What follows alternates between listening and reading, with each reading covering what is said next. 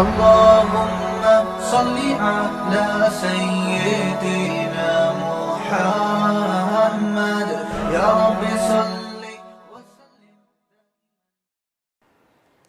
بسم اللہ الرحمن الرحیم. لیکچر نمبر 25 سورہ والضحیٰ واللیل اذا سجا کی آدھی تفسیر بیان ہو چکی تھی اور باقی میں انشاءاللہ اس لیکچر میں بیان کروں گا.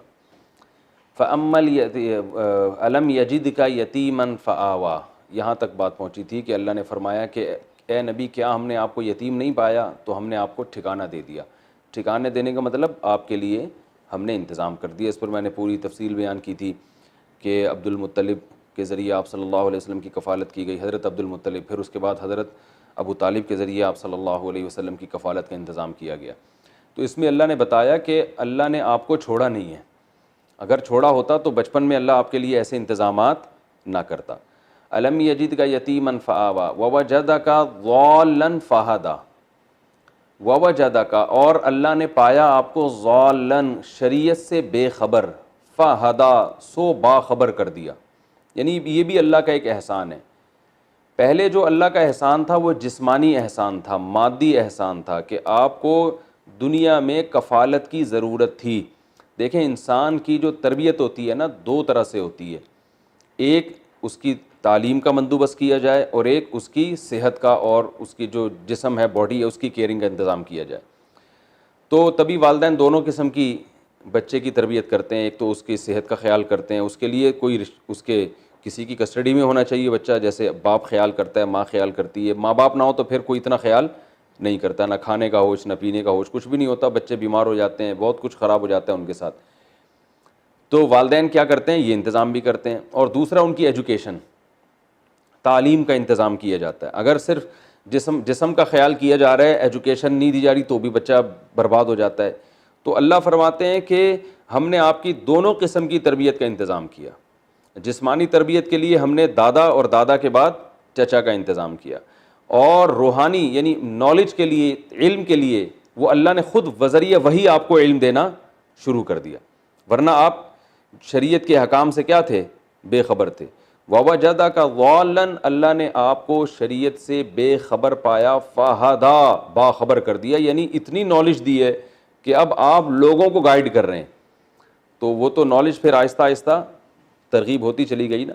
وَوَجَدَكَ ضَالًا فَهَدَى وَوَجَدَكَ عَائِلًا فَأَغْنَى، اور اللہ نے آپ کو مسکین پایا، فَأَغْنَى غنی کر دیا.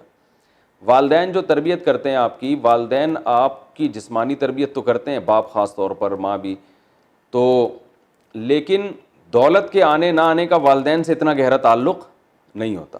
بلکہ اکثر دیکھا ہے کہ باپ نے بڑی اچھی تربیت کی لیکن بیٹا ہے ہی نہیں بیچارے کے پاس کچھ، وہ غریب ہے. تو غربت دور کرنا یہ والدین کے بس میں نہیں ہے. تو اللہ نے یہ بھی فرمایا کہ وَوَجَدَكَ عَائِلًا، اللہ نے آپ کو مسکین پایا. یعنی تین طرح سے انسان پریشان ہو سکتا ہے نا. جسمانی تربیت کا انتظام نہ ہو، ایجوکیشن کا انتظام نہ ہو، اور پھر معاشی لحاظ سے کمزور ہو جائے. تو یہ تین لحاظ سے جو شخص جس کی یہ ضرورتیں پوری ہو جائیں نا تو معاشرے میں ایک کامیاب آدمی سمجھا جاتا ہے وہ.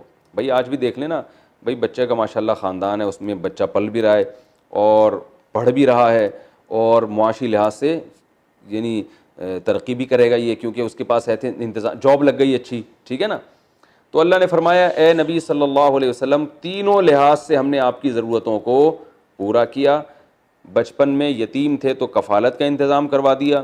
اس کے بعد نالج نہیں تھی تو ہم نے جبریل کے ذریعے آپ کو علم دینا شروع کر دیا. اور وَوَجَدَكَ عَائِلًا فَأَغْنَى، وہی پہلے آئی ہے نبی صلی اللہ علیہ وسلم پر، غربت بعد میں دور ہوئی ہے. تو وہ غربت کیسے دور ہوئی ہے؟ وَوَجَدَكَ عَائِلًا، کہ آپ مسکین تھے، فَأَغْنَى آپ کو غنی کر دیا. تو تمام محدثین اور احادیث سے جو آیت کی تفسیر ملتی ہے وہ کس طرح حضرت خدیجہ رضی اللہ تعالی عنہا سے رسول اللہ صلی اللہ علیہ وسلم کی شادی ہوئی تھی. تو اس شادی کی وجہ سے، اس نکاح کی وجہ سے اللہ نے آپ کو غنی کر دیا. کیونکہ آپ صلی اللہ علیہ وسلم کے پاس مال نہیں تھا. حضرت خدیجہ بہت مالدار تھیں. جو مالدار ہوتا ہے نا اسے کوئی ایماندار مضارب چاہیے ہوتا ہے. مضاربت عربی میں کہتے ہیں، فقہ کی اصطلاح میں کہتے ہیں کہ پیسہ ایک کا ہو، محنت دوسرے کی ہو، اور پروفٹ وہ پرسنٹیج کے حساب سے ڈیوائڈ کریں، اس کو مضاربت کہا جاتا ہے. تو بعض دفعہ جس کے پاس پیسہ ہوتا ہے ہنر نہیں ہوتا، بعض دفعہ یا ہنر تو ہوتا ہے لیکن وہ محنت کر نہیں سکتا، بعض دفعہ جس کے پاس محنت ہوتی ہے پیسہ نہیں ہوتا. تو اب یہ دونوں چیزیں اگر مل جائیں تو ترقی ہوتی ہے، دونوں ملتی نہیں ہیں. اس لیے کہ جس کے پاس پیسہ ہے اس کے پاس اسے ایسا بندہ نہیں ملتا کہ جس کو پیسے دیں اور پھر یقین کر لیں کہ یہ دیانتداری کے ساتھ پروفٹ کو تقسیم کرے گا. ایسا ہوتا نہیں ہے، نہیں سمجھ میں آتا آپ تجربہ کر کے دیکھ لیں. آپ کسی کو بھی واسع خان کو دے دیں پیسے، آپ 30 کروڑ روپے دیں، ابھی تو بڑے ماشاءاللہ یہ رافع خان بھی بیٹھے ہوئے ہیں، ابھی تو بڑے نیک پرہیزگار لگ رہے ہیں اور حافظ قرآن بھی ہیں، لیکن آپ ذرا دیں، کل سے سبق میں آنا بند ہو جائیں گے، ٹھیک ہے نا. تو پیسے جب آپ کسی کو دیتے ہیں تو بہت مشکل ہے کہ وہ کما کے دے، 2-4 دفعہ تو کرتا ہے اس کے بعد پی جاتا ہے. تو حضرت خدیجہ رضی اللہ تعالیٰ عنہ ظاہر عورت تھیں، وہ سفر نہیں کر سکتی تھیں، وہ اتنے پیسے کا کیا کرتی. تو انہیں علم ہوا کہ نبی صلی اللہ علیہ وسلم کے بارے میں کہ اچھا سوری یہ میں نے کہا نا کہ نبوت پہلے ملی غربت بعد میں دور ہوئی، ایسا نہیں، غربت پہلے دور ہوئی، نبوت آپ کو بعد میں ملی ہے. تو نبی صلی اللہ علیہ وسلم کی عمر تھی 25 سال، آپ کنوارے تھے بالکل. حضرت خدیجہ 2 دفعہ بیوہ ہو چکی تھیں، 40 سال عمر تھی. تو حضرت خدیجہ رضی اللہ تعالی عنہ کو پتہ چلا کہ اچھا حضرت خدیجہ جب بیوہ ہوئی ہیں نا دوسری دفعہ، تو حدیث میں آتا ہے، روایات میں آتا ہے خطبہا خطاب، بہت سارے لوگوں نے نکاح کا پیغام بھیجا، اور خطبہا اشراف قوم، قوم کے سرداروں نے پیغام بھیجے تھے نکاح کے. تو اس سے ہمیں اس کلچر کا بھی پتہ چلتا ہے کہ زیادہ شادیوں کا رواج تھا نا، اس کا نتیجہ یہ تھا کہ 40 سالہ عورت بھی بیوہ ہو رہی ہے تو اس کے معمولی رشتے نہیں بلکہ قوم کے سرداروں کے رشتے آتے تھے. تو یہ اس لیے تھے کہ ظاہر ہے جب ایک آدمی نے 2-2 3-3 بیویاں رکھی ہوئی ہیں تو نکاح کے لیے عورتیں ملتی نہیں تھیں. تو اب ایک عورت ایک دفعہ کیا 10 دفعہ بھی بیوہ ہو جائے گی، وہ رشتے بہت آتے تھے ان کے. تو حضرت خدیجہ جب دوسری دفعہ بیوہ ہوئی ہیں تو اشراف قوم، قوم کے بڑے بڑے سرداروں کے رشتے آئے. تو حضرت خدیجہ کو پتہ چلا کہ نبی صلی اللہ علیہ وسلم کا بھی پیغام گیا، تو حضرت خدیجہ کو پتہ چلا کہ نبی صلی اللہ علیہ وسلم جو ہیں یہ صادق اور امین ہیں اور ان کی شرافت عرب میں مشہور تھی. تو انہوں نے اس نیت سے آپ سے نکاح کیا کہ ان کو میں اپنا پیسہ دوں گی تو یہ مزاربت کر کے مجھے ایمانداری کے ساتھ نفع تقسیم کریں گے. بلکہ میاں بیوی میں تو ظاہر اس طرح کا فرق نہیں ہوتا، میرا پیسہ تمہارا پیسہ. تو جب نکاح ہوا ہے تو حضرت خدیجہ نے پورا مال نبی صلی اللہ علیہ وسلم کے حوالے کر دیا. پھر آپ صلی اللہ علیہ وسلم اسے جو شام کا سفر کیا آپ نے، تجارت کی، بہت اس پہ اللہ تعالیٰ نے آپ کو نفع دیا. تو حضرت خدیجہ کو بھی فائدہ ہوا، نبی صلی اللہ علیہ وسلم کو بھی فائدہ ہوا. تو یہ اللہ تعالیٰ نے آپ کے لیے انتظام کیا. تو اس پہ اللہ نے فرمایا کہ وَوَجَدَكَ عَائِلًا فَأَغْنَىٰ. تو لوگ یہ واقعہ سن کے کہتے ہیں کاش ہمیں بھی کوئی ایسی مل جائے کہ بیوی بھی مل جائے اور غربت بھی ہماری دور ہو جائے. تو بھائی آپ بھی ایسے صادق اور امین بنیں، محلے میں آپ کی شہرت ہو جائے کہ اتنا نیک آدمی کہ اس کو پیسے پکڑاؤ تو جو ہے، اور پھر لالچی بھی نہ ہو. حضرت خدیجہ نے تو اس نیت سے نکاح کیا، نبی صلی اللہ علیہ وسلم نے تھوڑی اس نیت سے نکاح کیا. نبی نے تو ویسے ہی نکاح کیا کہ ٹھیک ہے، وہ مشہور تھیں شرافت میں. تو آج تو لوگ شادی کرتے ہیں ویزے کے لیے اور باہر جانے کے لیے، پھر جب جاتے ہیں تو ان لڑکیوں کو لٹکا کے چھوڑ دیتے ہیں. یہ ہو رہا ہے معاشرے میں. تو وَوَجَدَكَ عَائِلًا فَأَغْنَىٰ، اللہ فرماتے ہیں کہ ہم نے آپ کو مسکین پایا اور غنی کر دیا. تو ایسے موقع پہ پورا خلاصہ یہ ہے کہ یہ جو مشرکین کہہ رہے ہیں کہ تیرے رب نے تجھے چھوڑ دیا، تو اللہ فرماتے ہیں چھوڑا کہاں ہے، اتنے مشکل مواقع پر آپ کا خیال رکھا ہے. تو جیسے اب تک نہیں چھوڑا آئندہ بھی اللہ آپ کو نہیں چھوڑے گا. تو آپ ان کے طعنوں سے غمزدہ نہ ہو، مقصد بتانے کا یہ. اب اللہ نے چونکہ اپنی نعمتیں ذکر کی ہیں تو اب اللہ بتا رہا ہے کہ اے نبی جب اللہ نے آپ پر یہ نعمتیں کی ہیں تو اب آپ کی بھی ذمہ داری ہے کہ آپ اللہ کی مخلوق کے ساتھ احسان کریں. جیسے قرآن میں آتا ہے نا، موسیٰ علیہ السلام نے قارون سے کہا احسن کما احسن اللہ الیک، کہ جیسے اللہ نے تجھ پر احسان کیا نا، تجھے دولت دی ہے تو تو بھی اب لوگوں پر کیا کر، احسان کر. یہ دولت لوگوں پہ بھی خرچ کر، غریبوں کا خیال کر. تو یہ اللہ کی عادت ہے کہ جو نعمت اللہ کسی کو دیتے ہیں اللہ چاہتے ہیں کہ اس کا شکر اس طرح پہ ادا کیا جائے کہ اس نعمت میں دوسروں کو بھی شریک کیا جائے. تو اس لیے نبی صلی اللہ علیہ وسلم کو یہ بتایا جا رہا ہے فَأَمَّا الْيَتِيمَ فَلَا تَقْهَرْ. اب کچھ بھی ہو جائے، کیونکہ آپ یتیمی کی حالت میں تھے، اللہ نے آپ کا انتظام کیا، تو اب آپ نے اپنی قوم کے یتیموں کو لاوارث نہیں چھوڑنا.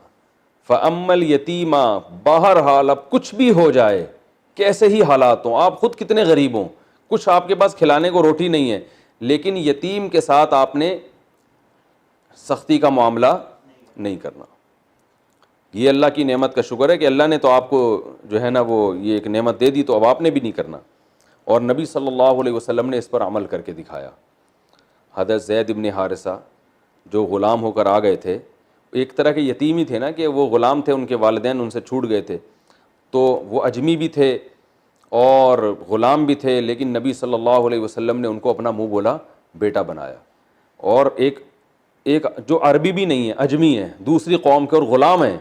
عرب تو اجمیوں کو عزت نہیں دیتے, آج بھی نہیں دیتے. آپ جاؤ عرب کنٹریز میں, اگر آپ غیر مسلم ہو پھر تو بہت عزت مل جائے گی آپ کو, لیکن اگر آپ مسلم ہو لیکن عربی نہیں ہو تو اکثر عزت نہیں ملتی. تو مشاہدہ تو یہی ہے, آگے اللہ ہی جانے کیا ہوتا ہے. ہو سکتا ہے گاؤں دیہاتوں میں اور سنا دیندار عرب بہت اچھے ہوتے ہیں, واللہ عالم.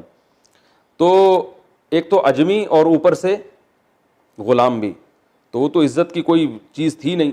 لیکن نبی صلی اللہ علیہ وسلم نے حضرت زید ابن حارثہ کو اپنا منہ بولا بیٹا بنایا.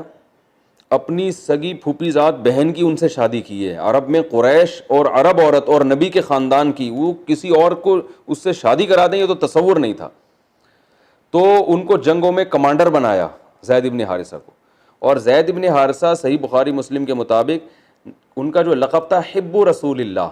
حب کا معنی ہے انتہائی محبوب, یعنی اتنے محبوب تھے نبی صلی اللہ علیہ وسلم کو کہ بنو خزیمہ کی کسی عورت نے چوری کی نا, تو نبی نے حکم دیا اس کا ہاتھ کاٹا جائے. تو بعض لوگوں نے کہا سفارش کرو نبی صلی اللہ علیہ وسلم سے, تو لوگوں نے کہا کہ یہ سفارش زید ابن حارثہ ہی کر سکتے ہیں. زید ابن حارثہ سفارش کریں, وہ چونکہ نبی کے بہت ہی چہیتے ہیں. حب کا معنی ہوتا ہے چہیتا, تو شاید نبی صلی اللہ علیہ وسلم مان جائیں, کسی اور کی بات نہیں مانیں گے. تو زید ابن حارثہ نے جب سفارش کی ہے تو آپ صلی اللہ علیہ وسلم غضبناک ہو گئے, اور آپ نے فرمایا کہ تم سے پہلی امتوں میں جب کوئی بڑا آدمی چوری کرتا تھا یا جرم کرتا تھا تو اس کو سزا نہیں دیتے تھے, چھوٹے لوگوں کو سزا دیتے تھے. اسی سے اللہ نے ان کو تباہ کیا ہے. تو پھر آپ نے فرمایا اگر میری بیٹی فاطمہ بھی چوری کرے گی تو میں اس کا ہاتھ بھی کاٹوں گا. تو یعنی یہ بتا دیا کہ میں اس لیے سفارش قبول نہیں کرنا, یہ تو اللہ کی حد ہے نا, اللہ نے چور کا ہاتھ کاٹنے کا حکم دیا, تو یہ کیسے ہو سکتا ہے کہ میں ہاتھ نہ کاٹوں. لیکن اس سے اندازہ ہوتا ہے کہ جن کے باپ بھی نہیں ماں بھی نہیں, بالکل لاوارث, ان کو نبی صلی اللہ علیہ وسلم نے کیسے ٹھکانہ دیا, اپنا منہ بولا بیٹا بنا لیا ان کو. اور اسی طرح نبی صلی اللہ علیہ وسلم نے یتیموں کی کفالت کی. حضرت ام سلمہ رضی اللہ تعالیٰ عنہ بیوہ تھیں, آپ صلی اللہ علیہ وسلم نے ان کو نکاح کا پیغام بھیجا. انہوں نے کہا یا رسول اللہ میری عمر بھی زیادہ ہے اور میرے تو چھوٹے بچے ہیں, تو میں کیسے آپ سے نکاح کر سکتی ہوں, یہ بچوں کا کیا ہوگا. تو آپ نے فرمایا کہ تمہاری عمر زیادہ ہے تو انا اسن منک, میری عمر تم سے بھی زیادہ ہے. دوسرا یہ بچے جو ہے نا یہ اللہ اس کے رسول کی طرف, یعنی ان کو بھی ساتھ ہی لے آؤ. اب خود کی حالت کی ہے کہ 40 دن گھر میں چولہا نہیں جل رہا. حضرت عائشہ فرماتی ہیں کھجور پانی پہ گزارا ہوتا ہے. لیکن ام سلمہ رضی اللہ تعالیٰ عنہ کے بچوں کو بھی آپ صلی اللہ علیہ وسلم نے پالا, پوری زندگی کفالت کی ان کی. ایک بیٹے کا نام تھا عبد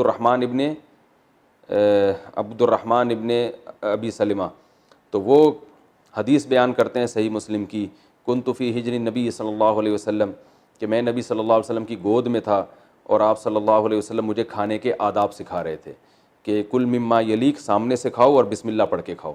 تو کھانے کے آداب میں محدثین یہ حدیث بیان کرتے ہیں کہ عبد الرحمن ابن ابی سلمہ رضی اللہ تعالیٰ عنہ وہ یہ حدیث بیان کرتے ہیں کہ میں نبی صلی اللہ علیہ وسلم کی گود میں تھا. تو یہ وہی یتیم تھے جن کو نبی صلی اللہ علیہ وسلم نے پالا, تو ان کو آداب بھی سکھائے. تو اس سے ہمیں بہت سارے اسباق ملتے ہیں کہ بھئی یتیم کی کفالت بہت بڑے ثواب کی بات ہے. تو اور بھی بہت واقعات ہیں حدیث میں آپ صلی اللہ علیہ وسلم نے کیسے یتیموں کا خیال کیا. اور آگے اللہ نے فرمایا فَأَمَّا الْيَتِيمَ فَلَا تَقْهَرْ وَأَمَّا السَّائِلَ فَلَا تَنْهَرْ, سائل کو آپ جھڑکیں مت. یعنی اللہ نے آپ کی غربت کو دور کر دیا تجارت کے ذریعے, حضرت خدیجہ سے نکاح کے ذریعے. تو اب آپ کی بھی ذمہ داری ہے کہ اب کوئی بیچارہ سائل آتا ہے, مانگنے والا آتا ہے جو غریب ہے, جو مسکین ہے, تو اب یہ نہیں کہ اللہ نے آپ کو غنی کر دیا تو اب آپ اس کو جھڑکنا شروع کر دیں. نہ, اب اس نعمت کے شکر کا تقاضا ہے کہ بھکاریوں کے ساتھ آپ نے اچھا سلوک کرنا ہے. تو اس سے یاد رکھیں پیشہ ور پروفیشنل بھکاری مراد نہیں ہے, بلکہ وہ بھکاری جو واقعی مستحق ہو. تو اس سائل میں علماء کہتے ہیں دونوں قسم کے سائل داخل ہیں. ایک وہ سائل جو دنیاوی لحاظ سے بیچارہ مجبور و محتاج ہو, اور ایک وہ سائل جو آخرت کا محتاج ہو, یعنی شرعی مسئلہ پوچھنے کے لیے آیا ہو. تو اللہ نے آپ کو علم بھی دے دیا, اس میں دونوں نعمتوں کا شکر آ گیا. کہ جو اللہ نے آپ کو علم دیا ہے نا، دیکھیں پیچھے اللہ نے 3 نعمتیں بیان کی ہیں، خوب غور سے سمجھیں۔ ایک نعمت اللہ نے یہ بیان کی کہ اللہ نے یتیمی دور کی آپ کی اور دولت دی آپ کو، یعنی غنی کر دیا۔ یہ دونوں مادی نعمتیں ہیں نا، دنیاوی نعمتیں ہیں۔ اور ایک نعمت روحانی ہے، وہ کیا ہے؟ اللہ نے آپ کو علم دیا۔ تو پہلی نعمت کا شکر کیا ہے؟ پہلی نعمت تھی یتیم کے ساتھ ناانصافی مت کریں، یعنی اللہ نے آپ یتیم تھے، آپ کی کفالت کا انتظام کیا، یہ نعمت تھی نا، تو اس کا شکر کیا ہے؟ یتیم کے ساتھ اچھا سلوک کریں۔ باقی 2 نعمتیں اللہ نے آپ کو دی تھی، ایک نعمت یہ دی تھی کہ آپ شریعت سے بے خبر تھے، اللہ نے باخبر کر دیا، یعنی آپ کو دین کا علم دیا اللہ نے۔ دوسری نعمت یہ تھی کہ آپ مسکین تھے، اللہ نے آپ کو دولت دی۔ تو ان دونوں نعمتوں کا شکر یہ ہے کہ کوئی دین کا علم کسی کے پاس نہ ہو یا کسی کے پاس دولت نہ ہو، تو اور وہ آپ کے پاس سوال کرنے کے لیے آئے، تو آپ نے اس کو جھڑکنا نہیں ہے۔ یہ مناسبت سمجھ میں آئی قرآن مجید کی؟ جھڑکنا نہیں ہے۔ سائل دونوں طرح کے ہوتے ہیں، کوشچن یعنی سوال پوچھنے والا، تو کوئی سوال پوچھنے کے لیے آیا ہے، حلال ہے، حرام ہے، جائز ہے، ناجائز ہے، طلاق ہو گئی ہے کہ نہیں ہو گئی ہے، تو بتایا جا رہا ہے کہ آپ دنیا کے دین کے علم سے بے خبر تھے، اللہ نے آپ پر احسان کیا کہ باخبر کر دیا، لہذا سائل یعنی وہ شخص جو دین کے علم سے بے خبر ہو اور آپ سے شریعت کے بارے میں کچھ پوچھنے کے لیے آ رہا ہو، سائل یعنی سوال کر رہا ہو، تو آپ نے اس کو جھڑکنا نہیں ہے، کیونکہ اللہ نے آپ کو علم دیا، تو اس نعمت کا تقاضا یہ ہے کہ آپ یہ علم لوگوں میں بانٹیں۔ اور اسی میں دوسری نعمت کا بھی تذکرہ ہو گیا کہ اللہ نے آپ کو غنی کر دیا، آپ مالدار نہیں تھے، تو اب کوئی فقیر مسکین آتا ہے، بیچارہ بھیکاری آتا ہے، آپ سے کچھ بھیک مانگتا ہے، تو آپ نے اس کو بھی جھڑکنا نہیں ہے، تو اس کے ساتھ بھی اچھا سلوک کرنا ہے، کیونکہ اللہ نے آپ کے ساتھ اچھا سلوک کیا۔ تو یہ مطلب ہے اس آیت کا۔ فَأَمَّا الْيَتِيمَ فَلَا تَقْهَرْ وَأَمَّا السَّائِلَ فَلَا تَنْهَرْ وَأَمَّا بِنِعْمَةِ رَبِّكَ فَحَدِّثْ۔ اب یہ جنرلی ایک بات بیان کی جا رہی ہے کہ جتنے اللہ کے آپ پر انعامات ہوئے نا، جو اللہ نے بیان کیے ہیں یا اس کے علاوہ بھی، تو وہ آپ لوگوں کے سامنے بیان کریں، کیونکہ اللہ کی نعمتوں کے شکر کا ایک طریقہ یہ بھی ہے کہ بھئی یہ سب کچھ نہ بھی کر رہے ہو تو کم از کم اقرار کرے انسان کہ اللہ نے میرے ساتھ یہ احسانات کیے ہیں، یہ اللہ کو پسند ہے۔ آج بہت سے لوگ آپ نے دیکھا ہوگا، جب بھی بولو بھائی کیسے حالت چلے، بھائی کیا کریں، لاک ڈاؤن میں بیڑا ہی غرق ہو گیا ہے، یہ ہو گیا، وہ ہو گیا، مر رہے ہیں، یہ ہو رہا ہے، کوئی اچھی بات بھی انسان منہ سے نکالے نا، تو اللہ چاہتے ہیں کہ تم جو اللہ نے نعمتیں کی ہیں وہ بھی بیان کرو۔ بھائی الحمدللہ اللہ کا دیا بہت کچھ ہے، کھانا کھا رہے ہیں، چل رہے ہیں، پھر رہے ہیں، بیٹھے ہوئے ہیں، کام سارے الحمدللہ کسی نہ کسی طریقے سے ہو رہے ہیں، تو پازیٹیو سوچ رکھنی چاہیے، یہ مطلب ہے وَأَمَّا بِنِعْمَةِ رَبِّكَ فَحَدِّثْ۔ تو اللہ اپنے پیغمبر صلی اللہ علیہ وسلم سے بھی فرما رہے ہیں۔ اب دیکھیں نبی صلی اللہ علیہ وسلم کو بھی اللہ شکر ادا کرنے کا کہہ رہے ہیں، حالانکہ جن حالات میں یہ صورت نازل ہوئی ہے، کس قدر پریشانی کے حالات چل رہے تھے، پوری قوم نے بائیکاٹ کیا ہوا تھا، جگہ جگہ تانے مل رہے تھے، آپ جب سجدہ کرتے تو وہ جو ہے نا اونٹ کی اوجڑی آپ کی کمر پہ لا کے رکھی جاتی، تو اللہ اس موقع پر بھی آپ صلی اللہ علیہ وسلم کو کہہ رہے ہیں اتنے سارے اللہ کے احسانات ہیں، تو آپ نے ان احسانات کو لوگوں کے سامنے بیان کر رہے ہیں۔ تو یہ صورت مکمل ہوئی ہے، اس کا میں نمبر وار جو ہے نا، جو اس میں ہمیں اسباق کیا ملتے ہیں وہ نمبر وار بیان کر دیتا ہوں۔ پہلا سبق ہمیں یہ ملتا ہے صورت میں کہ حالات مختلف ہوتے ہیں، اپ اینڈ ڈاؤن ہوتے رہتے ہیں، کبھی اچھے حالات ہوتے ہیں اور کبھی آزمائش والے حالات ہوتے ہیں، تو جب اچھے حالات ہوں اللہ کا شکر ادا کرنا چاہیے، جیسے اللہ نے بتا دیا کبھی روشنی ہوگی تو کبھی رات ہوگی، مگر رات میں ٹینشن نہ لو، دوبارہ ہو جائے گی روشنی، ٹھیک ہے نا، اور یہ بھی اس لیے ہوتی ہے کہ پھر روشنی کی قدر ختم ہو جائے گی نا اگر ہمیشہ روشنی ہی رہے، تو یہ حالات چلتے رہتے ہیں، کبھی اوپر کبھی نیچے، یہ سب حالات ہر ایک کے ساتھ ہوتے ہیں، تو پیغمبروں کے ذریعے ہمیں بھی تو بتایا جا رہا ہے نا، نبی صلی اللہ علیہ وسلم کے ذریعے، یہ خطاب تو نبی صلی اللہ علیہ وسلم کو ہے، مگر قیامت تک کے لیے تمام انسانوں کو خطاب ہے اس سے۔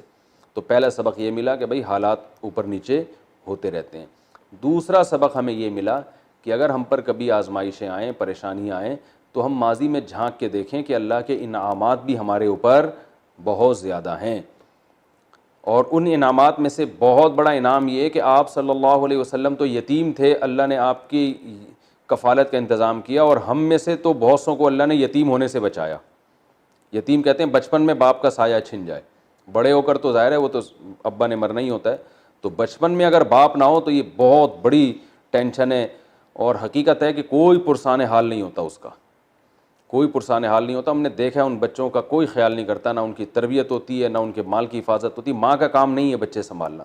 ماں صرف بیچاری کھلانے پلانے کی, ماں محبت بہت کرتی ہے, مگر جو سایہ باپ کے ذریعے حاصل ہوتا ہے وہ سایہ کسی اور ذریعے سے انسان کو, بچوں کو حاصل نہیں ہوتا. اور یہ پتہ چلا. تیسرا سبق ہمیں باپ کی ویلیو کا بھی پتہ چلتا ہے. اسلام میں یتیم کے بڑے فضائل ہیں, اور یتیم کہتے ہیں بچپن میں جس کے ابا کا انتقال ہو جائے. تو جس کی اماں کا انتقال ہو جائے اس کے الگ سے فضائل نہیں ہیں, نہ الگ سے کوئی نام ہے اس کے لیے. وجہ کیا ہے کہ ماں کا انتقال جب ہو جاتا ہے نا تو اس کی تلافی ہو سکتی ہے. وہ الگ بات ہے, ماں جیسا تو ظاہر ہے کوئی آلٹرنیٹ ہو ہی نہیں سکتا, لیکن وہ بچپن میں ماں کی ضرورت ہوتی ہے نا, جب چھوٹی ہوتی, بچہ بہت چھوٹا ہوتا ہے, تو اس وقت باپ کسی اور عورت کے ذریعے بھی بچے کی خدمت کروا لیتا ہے. نقصان تو ہوتا ہے, ظاہر ہے ماں جیسا تو کوئی نہیں ہوتا, لیکن وہ آہستہ آہستہ اس کی تلافی ہو جاتی ہے. لیکن باپ کے نہ ہونے سے جو نقصان ہوتا ہے وہ پھر پوری زندگی تک بھی رہ سکتا ہے, کیونکہ اس کی تربیت ہی نہیں ہوتی, اس کو اس کی نگرانی نہیں ہوتی. اس کو محلے والے آپ دیکھیں کہ کیا ہوتا ہے, رشتہ دار ہی کھا جاتے ہیں اس کو, رشتہ دار اس کی جائیدادیں پہ قبضہ کر لیتے ہیں, رشتہ دار اس کے ساتھ غلط سلوک شروع کر دیتے ہیں. پھر جو ہے نا وہ ماں کو کوئی شیلٹر دینے والا نہیں ہوتا, جس کی وجہ سے ماں کے لیے ان بچوں کو پالنا اچھا خاصا مشکل ہو جاتا ہے. ماں کو جاب کرنی پڑتی ہے بچوں کو چھوڑ کر, اور بہت سارے مسائل ہوتے ہیں. تو اس لیے اس صورت میں نا باپ کی ویلیو کا بھی پتہ چلتا ہے ہمیں. چوتھی چیز کیا ہے, اس میں ہمیں یہ بھی پتہ چلتا ہے کہ کافر بھی اگر آپ کے رشتہ دار ہوں تو اس سے ہمیں حسن سلوک کا حکم ہے. اسلام میں چاہے رشتہ دار مسلم ہو یا غیر مسلم, آپ کو حکم ہے کہ ان کے ساتھ اچھا سلوک کریں. نبی صلی اللہ علیہ وسلم کے دادا عبد المطلب بھی غیر مسلم تھے, اور آپ کے چچا ابو طالب بھی غیر مسلم تھے. تو اللہ نے آپ پر جو احسانات کیے دادا اور چچا کے ذریعے, ان احسانات کو بھی اللہ نے بیان کیا ہے. تو ظاہر ہے دادا اور چچا کا بھی احسان تھا نا, تو اللہ نے اس کو بھی بیان کیا ہے. تو اس سے پتہ چلتا ہے بھائی غیر مسلم کا بھی احسان ہو سکتا ہے, اور نبی صلی اللہ علیہ وسلم نے اس کے بدلے میں ان کے ساتھ بھی اچھا سلوک کیا, اپنے دادا کے ساتھ بھی اور اپنے چچا کے ساتھ بھی. تو آپ کے غیر مسلم رشتہ داروں میں اگر کوئی آپ کے ساتھ اچھا سلوک کرتا ہے تو شریعت میں آپ پر واجب ہے کہ آپ اس کے ساتھ اچھا سلوک کریں. بلکہ رشتہ دار نہ بھی ہو, کوئی بھی غیر مسلم آپ کے ساتھ اچھا سلوک کرتا ہے تو آپ بھی اس کے ساتھ اچھا سلوک کریں. یہ ہمیں یہ بھی پتہ چلتا ہے. پانچویں چیز جو ہمیں پتہ چلتی ہے صورت میں, وہ یہ پتہ چلتی ہے کہ جس نوعیت کا اللہ نے آپ پر احسان کیا, آپ پر لازم ہے کہ آپ اسی نوعیت کا احسان مخلوق پر کریں, پھر شکر ادا ہوگا. جیسے نبی یتیم تھے, اللہ فرماتے ہم نے آپ کو یتیمی کے شر سے بچایا, تو اب آپ کی ذمہ داری بھی ہے کہ یتیموں کے ساتھ اچھا سلوک کریں. تو اگر ہم میں سے کوئی بچپن میں اللہ نہ کرے کوئی جو درس سننے والے لوگوں میں کوئی یتیم ہو گیا اور اللہ نے اس کا انتظام کر دیا, اس کی کفالت کا انتظام ہو گیا, تو اس پر بھی لازم ہے کہ بڑے ہو کر وہ کس کا خیال کرے, یتیموں کا خیال کرے. تو یہ پانچویں بات پتہ چلتی ہے. اللہ نے فرمایا کہ ہم نے آپ کو غنی کر دیا تو آپ بھی غریبوں کا خیال کریں. تو جو غریب لوگ ہیں ان کا خیال کرنا ہماری ذمہ. ہم سب غنی ہیں الحمدللہ, سب کھا رہے ہیں پی رہے ہیں, قربت تو آج کل بہت ہی کم لوگوں میں ہے, زیادہ تر تو کھا پی رہے ہیں. خاص طور پہ جو درس سننے والے لوگ ہیں ان کے پاس انٹرنیٹ ہے, انٹرنیٹ کے پیکج بھی ہے اور بل بھی جمع کرا رہے ہیں. اس کا مطلب انڈے پراٹھے کے پیسے تو ہوں گے ہی نا, اس کے بعد جو اضافی بچ رہے ہوں گے انٹرنیٹ پہ لگا رہے ہوں گے. ایسا تو نہیں پیٹ کاٹ کے وہ نیٹ کا پیکج خریدا ہوا ہے انہوں نے. تو اس لیے ان پر بھی لازم ہے, ہم سب پر لازم ہے کہ ہم غریبوں کا خیال کریں, اس لیے کہ اللہ نے ہمارا خیال کیے. تو یہ بھی ہمیں اس صورت سے پتہ چلتا ہے. اور اما الیتیم فلا تقہر واما السائل فلا تنہر. اسی طرح علماء پر بھی لازم ہے کہ جو لوگ بھی سوال پوچھنے والے ہیں, جو علم حاصل کرنا چاہتے ہیں, ان کے لیے علماء ٹائم نکالیں. یہ نہیں کہیں کہ ہمارے پاس بس نالج, اب گھر کے دروازے بند کر دیے, اور تکبر میں ہوتا ہے نا بعض لوگوں کے پاس ٹائم ہی نہیں ہے کسی بھی چیز کا, نہ لوگوں کے ساتھ بیٹھنے کے لیے تیار ہیں, بس منہ ادھر. اسی کو سورہ لقمان میں فرمایا ولا تصعر خدک للناس. حضرت لقمان نے اپنے بیٹے سے کہا جب اللہ تجھے کوئی مرتبہ دے دے تو اپنے رخسار کو لوگوں سے پھیرنا نہیں ہے کہ وہ ٹائم نہیں ہے, بس ہر ایک کو ٹائم نہیں ہے, ٹائم نہیں ہے, ٹائم نہیں ہے, اور ساری دنیا سے منہ موڑ کر اپنی دنیا میں مگن. ایسا نہیں ہے. اللہ نے اگر آپ کو علم دیا ہے تو آپ کو لوگوں کے لیے ٹائم نکالنا پڑے گا.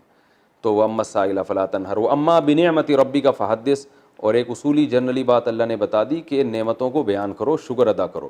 تو یہ تو اس صورت کا اصل تفسیر تھی. اس میں کچھ غلط فہمیاں ہو سکتی ہیں, وہ میں بتا دوں, پھر یہ صورت انشاءاللہ کمپلیٹ ہو جائے گی. کہ بعض دفعہ علماء نے لکھا ہے اسی آیت کی تفسیر میں, حضرت مولانا شرف علی تھانوی نے بھی لکھا ہے کہ اگر کوئی سائل جو بھیک مانگنے آیا اور وہ مستحق نہیں ہے, اور آپ کو پتہ ہے ڈرامے باز ہے, تو اس کو جھڑکنا, اگر وہ آرام سے شرافت سے نہیں جا رہا تو اس کو جھڑکنا بھی جائز ہے. سمجھ رہے ہیں نا, یہ اس میں داخل نہیں ہوگا اس آیت کے تحت. دوسرا, اگر کوئی سائل مستحق ہے لیکن آپ کے پاس دینے کے لیے پیسے نہیں ہیں, یا پیسے تو ہیں لیکن آپ کو پتہ ہے کہ ایک دوسرا اس سے بھی زیادہ مستحق ہے, یا دوسرا میرا رشتہ دار ہے, میں نے وہاں دینے ہیں, اس کو دوں گا تو وہاں قریبی رشتہ دار کو دینے سے محروم ہو جاؤں گا, اس بیس پہ آپ نے اس کو پہلے آرام سے منع کر دیا, بھائی چلے جاؤ میں نہیں دے سکتا, 2 دفعہ 3 دفعہ, لیکن اس کے بعد بھی وہ چپک رہا ہے تو پھر اس کو بھی جھڑکنا جائز ہے. سمجھ رہے ہیں, کیونکہ یہاں جھڑکنا کسی مجبوری سے ہے, اور وہ شرعی مجبوری ہے, جائز مجبوری ہے. یا تو پیسے ہی نہیں آپ کے پاس تو کیسے دیں گے اس کو. یہ میں اس لیے کہہ رہا ہوں کہ ان آیتوں کو سن کے بعض دفعہ لوگ وہمی بھی ہو جاتے ہیں, کیونکہ بعض فقیر ایسے ہوتے ہیں جو ایلفی کی طرح چپک جاتے ہیں, کمبل بن جاتے ہیں. وہ ایک آدمی جو تھا نا دریا میں, اس کو کمبل نظر آیا تو وہ دریا میں چھلانگ لگائی اس نے. لوگوں نے منع کیا, بھائی کمبل ہے تو دریا میں اپنی جان کیوں خطرے میں ڈال کے, چھوڑ لالچ کو, کمبل مارکیٹ سے تجھے ہم خرید کے دے دیں گے. اس نے کہا نہیں بڑا خوبصورت کمبل ہے, میں تو نکالوں گا. تو وہ دریا میں چھلانگ لگایا, اس نے چھلانگ لگائی اور اب جا کے کمبل کو پکڑ لیا. وہ کمبل نہیں تھا, وہ ریچھ تھا, اوپر سے کمبل لگ رہا تھا. اب جب اس نے کمبل کو پکڑا ہے نا تو ریچھ نے بھی اس کو دبوچ لیا. اب ریچھ اس کو گھسیٹ کے آگے لے کے جا رہا ہے. لوگوں کو یہ دور سے کھڑے ہوئے منظر نظر نہیں آ رہا تھا. لوگوں نے کہا پتہ نہیں یہ کمبل کو کیا مسئلہ ہے, کمبل سے کمبل ہی ہو گیا یہ. تو لوگ اسے کہہ رہے ہیں بھائی تیرے سے اگر کمبل نہیں پکڑا جا رہا, نہیں آ رہا, تو چھوڑ دے کمبل کو, مر جائے گا. 1 دفعہ کا, 2 دفعہ کا, 3 دفعہ کا, یہ چھوڑ ہی نہیں رہا. تو جب لوگوں نے زیادہ کہا تو کہہ رہے بھائی میں تو کمبل کو چھوڑوں, کمبل مجھے نہیں چھوڑ رہا. مسئلہ یہ ہے کہ میں تو چھوڑ دوں لیکن اب کمبل مجھے نہیں چھوڑ رہا. تو بعض فقیر ایسے ہوتے ہیں جو کمبل کی طرح چپک جاتے ہیں آپ کے ساتھ. تو آپ کے پاس یا تو پیسے نہیں ہوتے, یا آپ کو پتہ ہے بھائی میں نے یہ زکوٰۃ ہے یا فطران ہے, میں نے پہلے سے طے کیا ہوا ہوتا ہے کہ میں نے فلاں کو دینی ہے. تو ایسے موقع پہ ایک دم نہ جھڑکیں اس کو, یہ گناہ ہے, ایک دم ہٹو, یہ تکبر ہے. تو اس کو آرام سے محبت سے کئی دفعہ سمجھا دیا, پھر بھی نہیں ہے تو پھر ڈانٹ بھی سکتے ہیں, یہ مجبوری ہے. تو یہ مجبوری میں ڈانٹنا جائز ہے. اسی طرح علماء کے پاس کوئی مسئلہ پوچھنے کے لیے آئے تو علماء پر واجب ہے کہ اس سے آرام سے تمیز سے بات کریں. تکبر سے بات کرنا, ڈانٹ دینا, یوں کرو, یہ جائز نہیں ہے. لیکن اگر کسی عالم نے کوئی, ظاہر ہے ہر ایک کے مختلف کام ہوتے ہیں نا. اب جیسے میں یہ درس ریکارڈ کروا رہا ہوں, اب کوئی دروازے پہ آ کے ڈھک ڈھک ڈھک ڈھک بجانا شروع کر دے, اور یہ جناب فہد بھائی نے جا کے دروازہ کھولا تو فہد بھائی نے اس کو بٹھایا کہ صوفے پہ بیٹھ جائیں, مفتی صاحب درس سے فارغ ہوں گے تو آپ کا مسئلہ بتا دیں گے. لیکن وہ آ جائے, نہیں مجھے تو بھی پوچھنا ہے, مجھے تو بھی پوچھنا ہے. تو میں ظاہر ہے یہی سوچوں گا, وہ اما السائل فلا تنہر, اللہ فرماتے ہیں جو سوال پوچھنا ہے اسے جھڑکو مت. تو میں کہوں گا بھائی آپ ذرا آرام سے بیٹھ جائیں, جب فارغ ہو جائیں گے تو ہم بتا دیں گے. نہیں ابھی بتاؤ. تو پھر 2-3 دفعہ تو تمیز سے سمجھایا جائے گا, اس کے بعد جھڑکنا بھی کیا ہے, جائز ہے. بھائی آپ کو بول دیا, ایک بات سمجھ میں نہیں آ رہی, آپ بیٹھو, ایمرجنسی ہے تو ہمیں بھی ایمرجنسی ہے. تو یعنی کوئی شخص جو اصول کی رعایت نہ کر رہا ہو, اور ایمرجنسی اگر ہے پھر تو ویسے بھی ٹائم دینا چاہیے, لیکن ایمرجنسی بھی نہ ہو اس کو. یہ ہمیں پتہ ہے یہ ہر دفعہ ایمرجنسی کے بہانے آ جاتا ہے. میرے پاس ایسے کال آتے ہیں کہ اتنی ایمرجنسی, ایسا لگ رہا ہوتا ہے ابھی یہ مر جائے, وینٹیلیٹر پہ ہے بس مر جائے گا, اور وصیت کرنی ہے, مجھے فون کر رہا ہے. یہ فون کرو تو پتہ چلا کوئی ایمرجنسی نہیں ہوتی, فضول سی بات. 2:30 بجے ایک صاحب نے فون کیا رات کو, فون پہ فون, ایمرجنسی ایمرجنسی, بہت میں نے فون اٹھایا تو کہنے لگے کہ اگر ایک, میں نے کہا کیا کہہ رہے ہیں, بہت ایمرجنسی کا مسئلہ ہے پلیز آپ. میں نے کہا ٹھیک ہے. حالانکہ وہ کیسا وقت تھا, 2:30 بجے, آدمی تو نہیں فون اٹھاتا, لیکن میں نے اٹھا لیا. میں نے کہا جی فرمائیے. کہہ رہے بہت ایمرجنسی ہے, میں نے آپ کو صاحب تنگ کیا, مسئلہ بتا دیں. میں نے کہا جی. کہہ رہے ہیں کہ ہیجڑے کا انتقال ہو جائے تو اسے غسل کون دے گا؟ تو میں نے کہا اگر اس میں مردانہ علامتیں زیادہ ہیں تو مرد غسل دیں گے, عورتوں والی علامتیں زیادہ ہیں تو عورتیں غسل دیں گی. کہہ رہے نہیں بالکل بیچ کا ہے, بالکل 50% مرد ہے 50% عورت.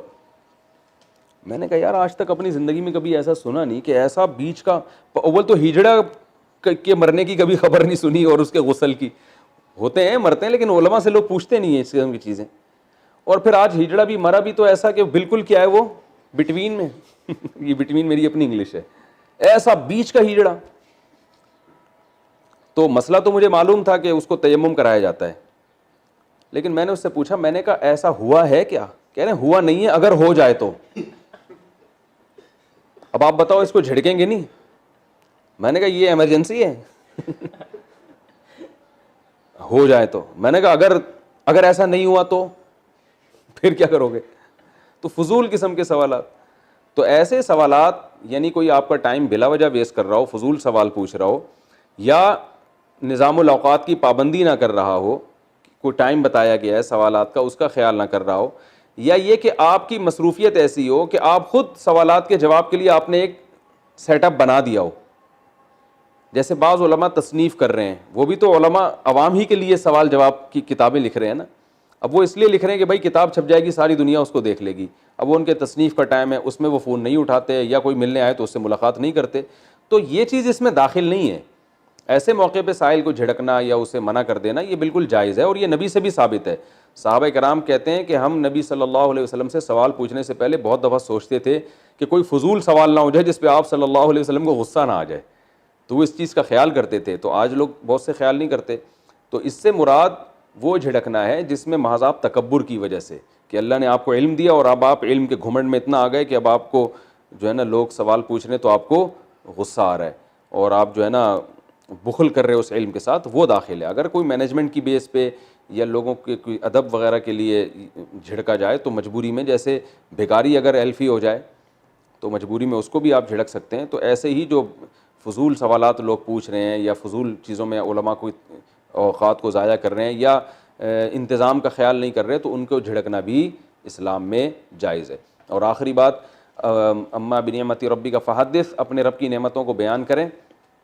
تو یہ بھی شکر کا ایک درجہ ہے, لیکن علماء نے کہا کہ نعمتیں بیان کرنا ہر ایک کے لیے نہیں ہے یہ, کیونکہ بعض دفعہ اس میں شو بازی کا عنصر بھی آ جاتا ہے, تکبر بھی آ جاتا ہے. آپ بیان کر رہے ہو کہ آپ کے پاس بڑی زبردست گاڑی آ گئی, لینڈ کروزر آپ نے خریدی, اور آپ لوگوں کو جا کے بتا رہے ہو میرے پاس لینڈ کروزر, اللہ کا فضل ہو گیا میرے پاس لینڈ کروزر. مقصد بتانے کا یہ ہے کہ اب ذرا تمیز سے بات کرنا مجھ سے, ٹھیک ہے نا. اب میں وہ رکشے والا صحیح ہے نا, اب میں وہ نہیں ہوں جو پرانے ہوا کرتا تھا, اب میں بڑا فنٹر بن گیا ہوں. تو نام اللہ کا لیا جا رہا ہوتا ہے, مقصد کیا ہوتی ہے, شو بازی. دوسری بات, نعمت ان لوگوں کے سامنے بیان کرنا. اچھا, دو چیزیں ہوتی ہیں, یا تو شہرت مقصد ہوتی ہے یا دوسرے کو نیچا دکھانا, بڑائی اپنی مقصد ہوتی ہے. اللہ کی نعمتوں کا اظہار مقصد نہیں ہوتا بلکہ دوسرے کو نیچا دکھانا. ایسے موقع پہ بھی نعمت بیان نہیں کرنی چاہیے. تو علماء کہتے ہیں یہ ان لوگوں کا کام ہے جن کا دل ان برائیوں سے پاک ہو, وہ نعمت کو بیان کریں بھائی. تیسری چیز یہ ہے کہ نعمت ان لوگوں کے سامنے بیان کرنا جو بجائے خوش ہونے کے حسد کرنے لگیں گے, یہ بھی ٹھیک نہیں ہے.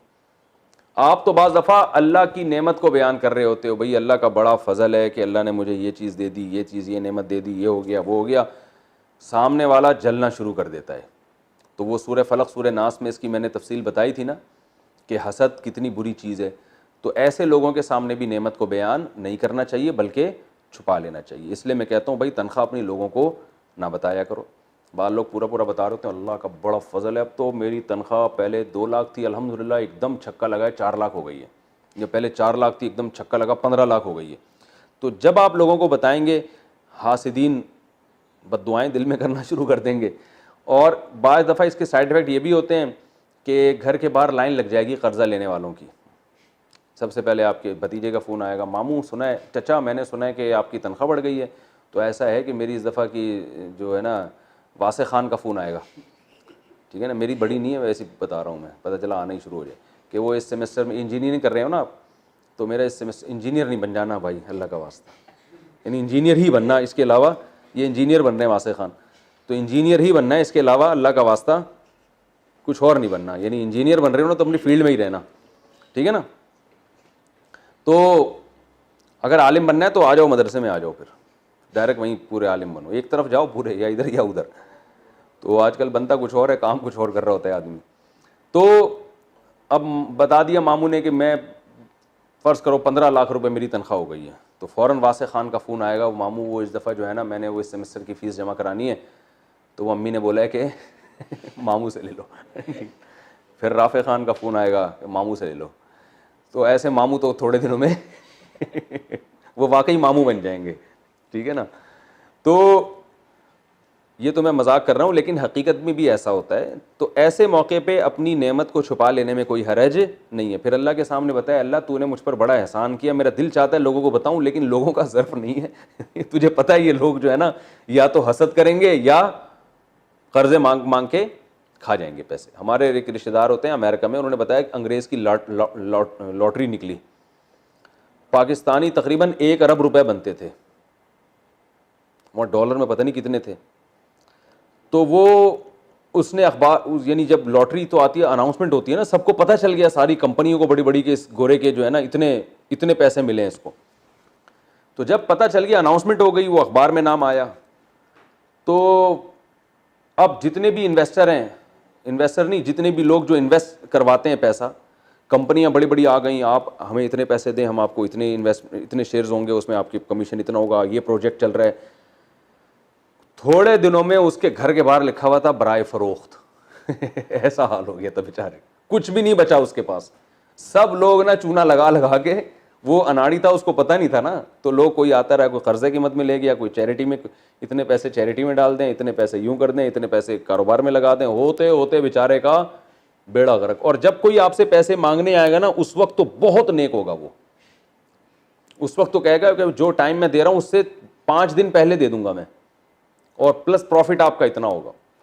لیکن جب آپ اس سے لینے آئیں گے تو اس سے بڑا غریب دنیا میں کوئی ہوگا نہیں. جتنے دنیا میں مسائل ہوں گے نا غربت کی وجہ سے, وہ سارے اس بیچارے سب سے زیادہ, لاک ڈاؤن سے بھی وہ متاثر ہوگا, سب سے زیادہ متاثر بھی لاک ڈاؤن سے وہی ہو رہا ہوگا, سب سے زیادہ ٹینشن میں بھی وہی ہوگا, بچی کی شادی بھی اس کی ہونے والی ہوگی, اپنی بیوی کے بھی علاج چل رہا ہوگا اس کا. تو جب پیسے لینے کے لیے آئے گا, تو میں نے تو تجربہ کیا ہے بھائی, ماشاء اللہ ایسی بھائی, بس میں آپ کے پاس آیا ہوں نا, پیسے دینے والے میرے پاس بہت ہیں, آپ کو یہ چانس ختم ہو جائے گا, بتا رہا ہوں آپ, یہ چانس آپ کا, آپ بہترین چانس مل رہا ہے آپ کو, میرے کوئی مسئلہ ہی نہیں ہے میرے ساتھ. لیکن جب آپ پیسے لینے کے لیے جائیں گے اس سے کہ یار 2 مہینے ہو گئے, 1 مہینے کا بولا تھا تم نے, تو پھر دیکھو کیسا قومی ترانے سنا ہے. میرے بھی ایک پیسے کسی نے لیے ہوئے, ابھی چھوڑو وہ بھی سمجھ جائے گا, تو وہ پیسے تو وہ کوئی کاروبار کے بھی نہیں تھے, ابھی چھوڑو وہ سمجھ جائے گا, وہ بیان سب لوگ سنتے ہیں نا. تو اب دیکھو قومی ترانے شروع کر دیے اس نے. تو خیر آپ کہیں گے جب آپ کو اتنے چربے دیے کیوں, مجبوری تھی. ابھی کیا مجبوری تھی وہ بتاؤں گا تو پھر وہ آپ وہ سمجھ جائے گا اصل میں. ٹھیک ہے نا. تو اس لیے ایسے موقع پہ اپنی نعمت کو چھپا لینے میں کوئی حرج نہیں ہے. اللہ تعالیٰ سمجھنے کی, عمل کرنے کی توفیق عطا فرمائے.